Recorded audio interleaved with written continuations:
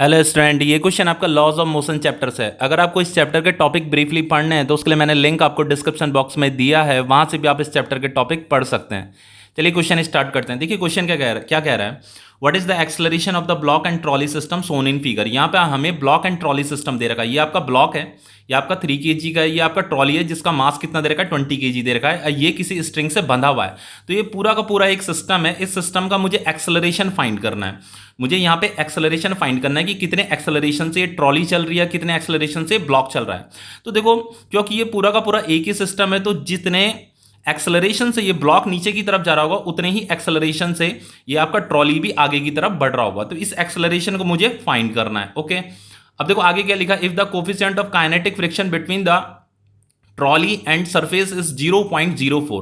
जो coefficient of kinetic friction दे रखा है आपका, वो दे रखा है आपका 0.04। देखो, एक कोफिशिएंट ऑफ काइनेटिक फ्रिक्शन होता है, एक आपका कोफिशिएंट ऑफ स्टैटिक फ्रिक्शन भी होता है। क्योंकि यहां पे ये ट्रॉली मोशन कर रहा है, तो मोशन के केस में हमें कोफिशिएंट ऑफ काइनेटिक फ्रिक्शन को कंसीडर करना पड़ता है। लेकिन अगर ये ट्रॉली मूव नहीं करता, रेस्ट में रहता तो हम यहां पे कोफिशिएंट ऑफ स्टैटिक फ्रिक्शन को कंसीडर करते हैं। ठीक है, अब देखो आगे क्या करेंगे इसमें। What is the tension in the string. मुझे टेंशन भी कैलकुलेट करनी है और ये आपका एक्सेलरेशन भी कैलकुलेट करना है। तो देखो यहाँ पे फिगर में ये आपका ये पॉइंट है, तो ये इस पॉइंट पे ये स्ट्रिंग बंधा हुआ है, ये स्ट्रिंग यहाँ से भी बंधा हुआ है। तो इस जो टेंशन फोर्स होती है, देखो ये आपका ये टी लिखा हुआ है, तो ये टेंशन फोर्स हमेशा इस पॉइंट के अवे होती है। यहाँ पे भी टेंशन फोर्स क्या अवे है, तो ये दोनों टेंशन क्या है सेम है, क्योंकि ये आपका सेम स्ट्रिंग है। ये आपको क्वेश्चन में गिवन है कि टेंशन, दोनों टेंशन यहाँ पे इक्वल लग रही है, क्योंकि ये आपका सेम स्ट्रिंग है, इसलिए टेंशन क्या है इक्वल है। अब मुझे टेंशन कैलकुलेट करनी है, एक्सेलरेशन भी कैलकुलेट करनी है। तो इसे कैसे करेंगे सॉल्व। सबसे पहले आप इस ब्लॉक को कंसीडर कीजिए, इस ब्लॉक में कितनी फोर्सेस लग रही हैं उसे देखिए। तो देखो इस ब्लॉक पे एक ये 30 न्यूटन का फोर्स डाउनवर्ड डायरेक्शन में लग रहा है, एक टेंशन फोर्स ये अपवर्ड डायरेक्शन में लग रहा है। तो क्योंकि ये ब्लॉक मोशन कर रहा है, डाउनवर्ड डायरेक्शन में मोशन कर रहा है, क्योंकि हमसे एक्सेलरेशन पूछा है, तो एक्सेलरेशन का मतलब क्या है कि ये मोशन कर रहा है। तो अगर ये मोशन कर रहा है तो ये मोशन तभी कर पाएगा जब 30 न्यूटन का फोर्स इस टेंशन फोर्स से ग्रेटर होगा, यानी कि अनबैलेंस्ड फोर्स है। तो अगर ये दोनों फोर्स अनबैलेंस्ड है तो देन ये 30 न्यूटन माइनस टेंशन ये ग्रेटर है, ये उससे थोड़ी कम है, तो मैं इन्हें सब्ट्रैक्ट करूंगा क्योंकि अनबैलेंस्ड हो रही हैं। तो जब मैं दो फोर्सेस को सब्ट्रैक्ट करूंगा तो यहां पे मुझे एक नेट फोर्स मिलेगी। अब नेट फोर्स का फॉर्मूला क्या होता है। नेट फोर्स का जो फॉर्मूला होता है मास इंटू एक्सेलरेशन होता है। तो मास इंटू एक्सेलरेशन, ये किसका मास है, ये ब्लॉक का मास है। ठीक है, स्मॉल एम से यहां पे मैंने इसे डिनोट कर रखा है। तो आपको ब्लॉक का मास लेना है इंटू ए एक्सेलरेशन, जिस एक्सेलरेशन से ये सिस्टम चल रहा है। तो मैंने यहां पे एज्यूम मान रखा है कि ये ए एक्सेलरेशन से चल रहा है, तो ए एक्सेलरेशन यहां पे आ जाएगा। अब देखो इसे आगे कैसे करेंगे। 30 माइनस ये टेंशन आ जाएगा, मास कितना दे रखा है, मास आपको 3 दे रखा है, तो ये 3a हो जाएगा। ठीक है, इससे आगे इसे कैसे करेंगे। ये टेंशन इज इक्वल टू हो जाएगा 30 माइनस 3a। तो इसे हम फाइनली ऐसे भी लिख सकते हैं 30 माइनस 3a। तो ये आपका इक्वेशन फर्स्ट हो गया। ठीक है, अब देखो आप इस ट्रॉली को कंसिडर कीजिए। इस ट्रॉली पे टोटल कितनी फोर्सेस लग रही हैं उसे देखिए आप।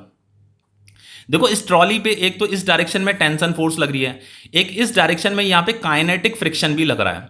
देखो फ्रिक्शन भी आपके दो टाइप के होते हैं, एक आपका स्टैटिक फ्रिक्शन होता है, एक आपका काइनेटिक फ्रिक्शन होता है। तो अगर ट्रॉली मोशन कर रही है देन हम फ्रिक्शन को काइनेटिक फ्रिक्शन बोलते हैं। अगर कोई भी बॉडी अगर मोशन कर रही है तो अपोजिट डायरेक्शन में काइनेटिक फ्रिक्शन लगता है। लेकिन अगर ये ट्रॉली मोशन नहीं कर रही होती और इस पे कुछ फोर्स लग रहा होता देन हम इसे स्टैटिक फ्रिक्शन बोलते हैं। ठीक है, क्योंकि ये मोशन कर रही है इसलिए इसे काइनेटिक फ्रिक्शन बोला गया है। तो देखो एक फोर्स इस डायरेक्शन में, एक फोर्स इस डायरेक्शन में, तो ये काइनेटिक फ्रिक्शन है। फ्रिक्शन भी एक फोर्स ही होती है। तो ये इस डायरेक्शन में अगर मोशन कर रही है तो इसका मतलब क्या है, इसका मतलब ये है कि ये वाली फोर्स जो है इस वाली फोर्स से ग्रेटर है। तो यहां पे ये वाला जो टेंशन फोर्स है, टेंशन फोर्स ग्रेटर है इस वाले काइनेटिक फ्रिक्शन से। तो मैं इन दोनों को क्या कर दूंगा, सब्ट्रैक्ट कर दूंगा, क्योंकि ये दोनों की दोनों अनबैलेंस्ड है। अनबैलेंस्ड होने की वजह से ये इस डायरेक्शन में मोशन कर रहा है। तो जब मैं दो फोर्स को सब्ट्रैक्ट करूंगा तो यहां पे क्या आएगा, मास इंटू नेट फोर्स आएगा, नेट फोर्स। तो नेट फोर्स का फॉर्मूला क्या होता है, नेट फोर्स का जो फॉर्मूला होता है वो होता है आपका मास इंटू एक्सेलरेशन।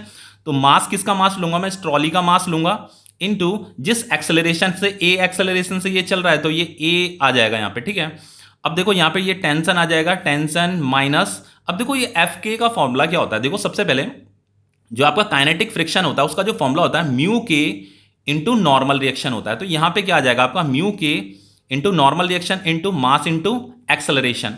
अब देखो ये जो ट्रॉली है ना, इस ट्रॉली पे दो फोर्सेस और लग रही हैं। ये ट्रॉली का नीचे की तरफ डाउनवर्ड डायरेक्शन में mg फोर्स लग रहा होगा, इसका मास जिसे वेट ऑफ ट्रॉली भी बोला जाता है, डाउनवर्ड डायरेक्शन में वर्टिकली डाउनवर्ड mg फोर्स लग रहा होगा। और ये सरफेस भी क्या कर रहा होगा, इसमें नॉर्मल रिएक्शन ऊपर लगा रहा होगा, ठीक है। अब क्योंकि ये ट्रॉली ना तो इधर मूव कर रही है ना तो इधर मूव कर रही है, यानी कि ये दोनों के दोनों क्या हो रखे होंगे, बैलेंस्ड हो रखे होंगे, यानी कि नॉर्मल रिएक्शन किसके बराबर होगी, mg के बराबर होगी। तो ये नॉर्मल रिएक्शन किसके बराबर है, mg के बराबर है, ये capital M, sorry capital mg के बराबर है, ठीक है। तो यहां पे ये नॉर्मल रिएक्शन की जगह में क्या पुट कर देना है आपको, ये जो म्यू के है इनटू नॉर्मल रिएक्शन की जगह में ये कैपिटल m इंटू जी आ जाएगा, ये आ जाएगा आपका मास इंटू एक्सेलरेशन। अब देखो इससे आगे क्या करेंगे, देखो ये जो म्यू के है कोफिशिएंट ऑफ काइनेटिक फ्रिक्शन, ये आपको गिवन है 0.04, तो इसे यहां पुट कर दीजिए इनटू ये मास ऑफ ट्रॉली है, मास ऑफ ट्रॉली कितना दे रखा है आपको 20, यहां पे 20 आ जाएगा, इनटू जी का वैल्यू कितना दे रखा है 10 दे रखा है, ये 10 आपको गिवन है, तो ये 10 यहां पे आ जाएगा। ये आपका क्या है, मास ऑफ ट्रॉली है, मास ऑफ ट्रॉली कितना दे रखा है 20, ये आपको गिवन है, तो ये 20 इंटू एक्सेलरेशन तो मुझे फाइंड करना है, ओके। अब देखो आगे क्या करेंगे, से ये हो जाएगा, जब इसका आप मल्टीप्लाइकेशन करेंगे तो मल्टीप्लाइकेशन इसका 8 आएगा इज इक्वल टू 20 ए, ये हो जाएगा आपका T is equal to tension is equal to हो जाएगा आपका 20 a प्लस 8, तो ये हो गया आपका इक्वेशन सेकेंड।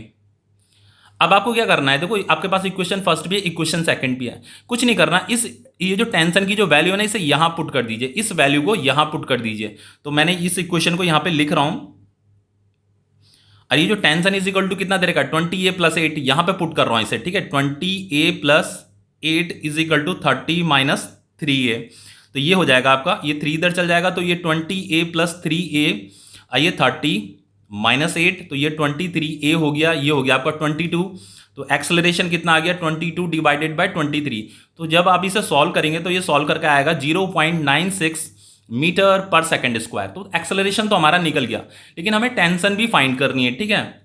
अब देखो टेंशन कैसे फाइंड करेंगे, कुछ नहीं करना है, या तो इस इक्वेशन में ये जो एक्सेलरेशन हमने फाइंड किया यहां पुट कर दीजिए, या तो इस इक्वेशन में पुट कर दीजिए, किसी भी इक्वेशन में पुट कर दीजिए, तो मैं इस इक्वेशन में पुट कर रहा हूं। तो ये इक्वेशन हमारे पास क्या था, T is equal to 30 minus 3a, तो ये टेंशन कितना हो जाएगा 30 माइनस 3 इंटू 0.96, तो ये हो जाएगा आपका 30 माइनस 3 6 18, 3 9 27 28, तो ये आ गया आपका 2.88, तो ये हो जाएगा, अगर आप इसे सब्ट्रैक्ट करते हैं तो ये होगा आपका 27.12 न्यूटन। तो ये क्वेश्चन आपका कंप्लीट हो जाता है, ओके।